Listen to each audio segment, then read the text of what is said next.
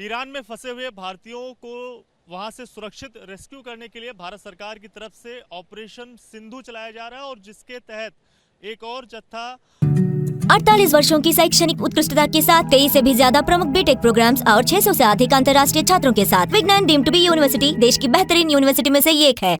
जो है ईरान में फंसे हुए जो भारतीय थे उन्हें लेकर सुरक्षित दिल्ली में लैंड कर चुका है और इस ये जो जत्था पहुंचा है इसमें करीब 290 जो छात्र वहां पर पढ़ाई करने के लिए गए थे वो दिल्ली में सुरक्षित पहुंच चुके हैं और उन्हीं में से कुछ जो छात्र हैं वो कर्नाटक के भी हैं और मेरे ठीक पीछे जो आप ये बस देख रहे हैं इस बस में तमाम जो छात्र हैं वो आपको बैठे हुए नजर आएंगे और यहाँ से इन छात्रों को कहाँ ले जाया जाएगा इसके बारे में जो कोऑर्डिनेटर हैं जो इनको यहाँ से फिलहाल दिल्ली से इन्हें लेकर जा रहे हैं उनसे हम सीधे बातचीत करेंगे। सर सबसे पहले अपना नाम बता दीजिएगा। मेरा नाम वेंकटेश है सर। अच्छा, आज सर ईरान से जो छात्र आए उनकी संख्या कितनी है? अभी ईरान से अभी आ गए 13 लोग हैं सर। हाँ सर। अच्छा, अभी सबको बस में बैठाया गया तो ये बस मतलब कर्नाटक सरकार की तरफ से? कर्नाटक सरकार का है, पुलिस का है सर। इन लोग अभी लेके हम लोग कर्नाटक भवन लेके जाएंगे। इन लोगों को थोड़ा रेस्ट करके सुबह 7 बजे का फ्लाइट है इंडिगो में। ये सारे बेंगलोर चले जाएगा सर ये सुबह। हाँ। सर बेंगलोर के ही? हाँ सब लोग बेंगलोर का है। बेंगलोर का आसपास है, चिकबल्लापुर है, कोई मैसूर का है, उधर ही आसपास वाला है सब लोग। क्या अभी आने वाले दिनों में और भी कुछ छात्र वहाँ पर हैं जो जिन्हें मतलब जो वहाँ पर फंसे हुए हैं उनकी संभावना और है? अभी हम लोग को लिस्ट नहीं आया, कल का लिस्ट सुबह आ जाएगा 10 बजे तक का, तो हमको मालूम होता है सर वो लिस्ट का सर। ये आगे अभी MBBS पढ़ने के लिए गए तो कुछ छात्र जो हैं जो ईरान में फंसे हुए थे। सर अपना नाम बता दीजिएगा। मेरा नाम अली असगर है। अच्छा, आप कहाँ के रहने वाले हैं? मैं कर्नाटका बेंगलुरु का रहने वाला हूँ।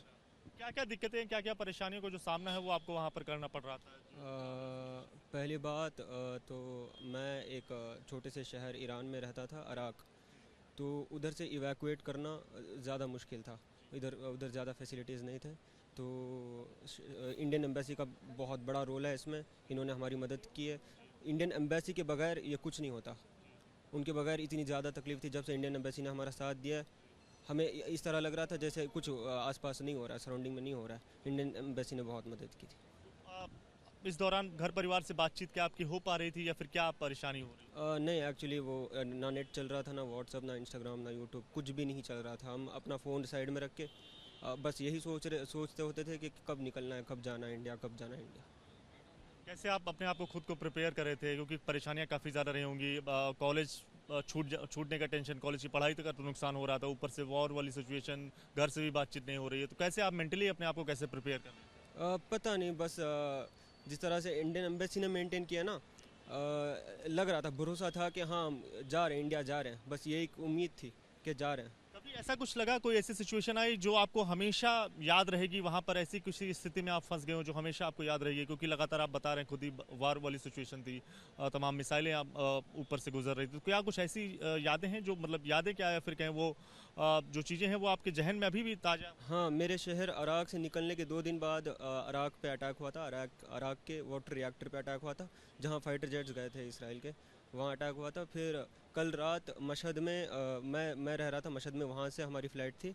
तो कल रात भी मिसाइल्स इंटरसेप्ट हुए थे और इम्पैक्ट भी हुए हैं बहुत जगह, लाइक मिसाइल मैन्युफैक्चरिंग फैक्ट्री वगैरह वगैरह। मुझे आपके दोस्त क्या अभी भी कुछ वहाँ पर फंसे हुए हैं? नहीं, दोस्त हाँ हैं, इंडिया के अलग अलग शहर से हैं, बट कर्नाटका के ये आखिरी बैच था, हम सारे आ गए। आखिर में ये बताइए, आप कब ईरान भारत से ईरान पढ़ाई करने के लिए गए थे और आप अभी प्रेजेंट में किस यूनिवर्सिटी में है और कौन सी ईयर में क्या? मैं गया था अप्रैल 21 2023 में गया था, फर्स्ट ईयर MBBS में। तो अभी मैं हूँ सेकेंड ईयर पढ़ रहा हूँ, तो आज मैं वापस आया हूँ। भारत सरकार और इंडियन एम्बेसी के लिए आप क्या कहना चाहेंगे? काफ़ी ज़्यादा मदद की बात आप खुद ही बता रहे हैं, तो क्या उनके लिए आप मैसेज देना चाहेंगे? भारत सरकार ने बहुत बड़ी रिस्पॉन्सिबिलिटी इतनी स्मूथली निभाई है, कसम से मैं ग्रेट सैल्यूट देता हूँ एम्बेसी के लिए और भारत सरकार के लिए। एम्बेसी और भारत सरकार का जो शुक्रिया है वो अदा करते हुए साफ तौर से जो स्टूडेंट हैं वो नज़र आ रहे हैं। तो अंदर भी ये जो बस है आपको इन तस्वीरों में नज़र आएगी, उसमें आप देख पाएंगे तमाम जो छात्र हैं वो आपको बैठे हुए यहाँ पर नज़र आएंगे। सर क्या नाम है आपका? थोड़ी बातचीत करेंगे, बताएंगे। मेरा नाम नासिर हुसैन है। जी नासिर जी, किस तरह की दिक्कतें, क्या क्या परेशानी आपको वहाँ पर हो रही थी? पहली बार तो जहाँ हम तो थे तेहरान, हमारी यूनिवर्सिटी शहीद बेस्ट यूनिवर्सिटी थी। तो जो वहाँ था मेन हमारा, आपको पता है, आपने भी न्यूज़ में देखा था, एक जो साइंटिस्ट था, न्यूक्लियर साइंटिस्ट, वो शहीद बेहेस्ती यूनिवर्सिटी का था। तो बहुत खतरा था कि कहीं हमारी यूनिवर्सिटी पे वो बम्बार्डमेंट या मिसाइल ना पड़ जाए। और हमारी यूनिवर्सिटी के अतराफ बहुत सारे मतलब गवर्नमेंट ऑफिशियल्स बिल्डिंग्स थे, तो ये बहुत खतरा था कि मिसाइल पड़ने का। हम तहे दिल से शुक्रगुजार हैं एम्बेसी, मिनिस्ट्री ऑफ अफेयर्स का और कर्नाटक गवर्नमेंट खासकर का, हमें बहुत अच्छे से इवैक्यूएट किया गया उधर से। वही दिक्कतें यही रही कि वही मतलब जो हमने देखा, एक्सपीरियंस नहीं किया था, ये पहली बार एक्सपीरियंस किया। स्टार्टिंग में तो डर नहीं लगा हमें, पर जब हमने आंखों से देखा, एक्सप्लोजन्स हुई, मिसाइल्स हुई, मौतें देखी हमने, लाशें देखी, तब हमें थोड़ा बहुत तब महसूस हुआ। बस इतना ही कहना चाहता हूँ। सर क्या नाम है आपका, आप कहाँ के रहने वाले? सॉरी गला बैठ चुका है मेरा। तो ये तस्वीरें आप देखिए, यहाँ पर तमाम सारे जो छात्र हैं उनसे बातचीत वही करने के लिए।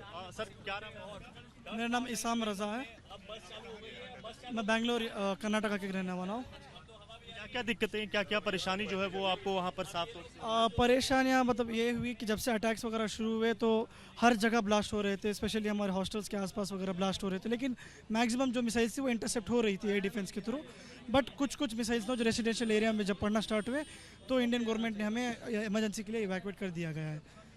तो भारत आ चुके हैं, क्या आप कैसा सुकून महसूस हो रहा है, क्या आप बता रहे हैं? बहुत ज़्यादा सुकून महसूस हो रहा है क्योंकि अपने वतन, अपने भारत में आ गए हैं, अपनी हवा में आ गए, बस बहुत ज़्यादा सुकून मिल रहा है इधर आके बस। भारत सरकार और भारतीय एम्बेसी का आप किस तरह से शुक्रिया अदा करेंगे? मैं बहुत बहुत शुक्रिया अदा करना चाहता हूँ हमारे इंडियन एम्बेसी और भारत का, हमारे सारे इंडियन गवर्नमेंट का और फॉरेन मिनिस्टर्स का, कि उन्होंने हमें बहुत ज़्यादा हेल्प की इस इवैक्यूएशन के लिए। कुछ और छात्रों से भी बात कर लेंगे कि क्या उनका एक्सपीरियंस रहा और कैसे सारी चीज़ें। आपका नाम क्या है मैम? मेरा नाम फैज़ी ज़ैनब है। आप ईरान में कहाँ पर थी? मैं Tehran university of medical science में हूँ और मैं तेहरान में थी उस वक्त जब अटैक हुआ था। क्या क्या दिक्कतें, क्या क्या परेशानियों को सामना आपको करना पड़ा और कैसे आपने उससे मतलब खुद को आपने मजबूत किया और इस सारी सिचुएशन को हैंडल किया? हम लोगों को बहुत मिसाइल्स और ड्रोन्स हो रहे थे कम्प्लीटली एक वीक से। हम लोगों को कम्प्लीटली हम लोग ब्लैंक हो गए क्योंकि हमने ये एक्सपीरियंस कभी भी नहीं किया था इस वॉर सिचुएशन का।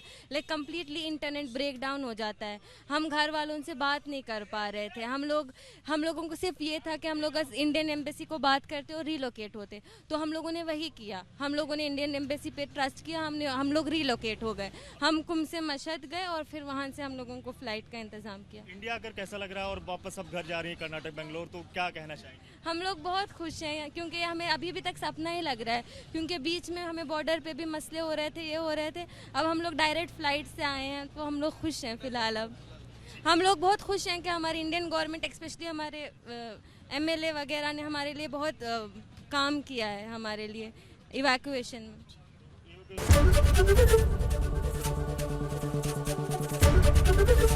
एबीपी गंगा, खबर आपकी, जुबान आपकी।